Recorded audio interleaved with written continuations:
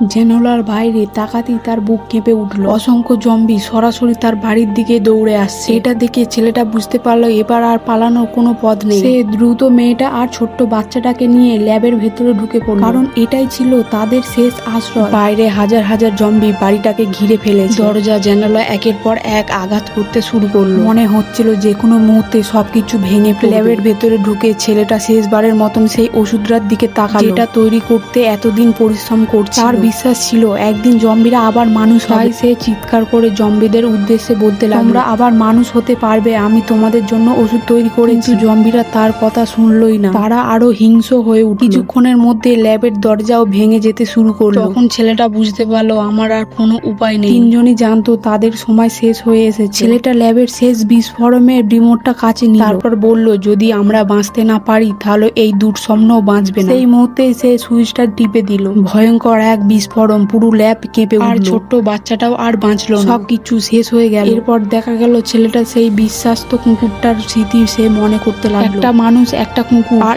এক অসম্ভব স্বপ্নের গল্প এখানে শেষ হলো। যদি এই সিরিজটা তোমাদের ভালো লেগে থাকে তাহলে চ্যানেলটাকে সাবস্ক্রাইব করে দাও, কমেন্ট করে জানাও পরের সিরিজ কেমন গল্প দেখতে চাও।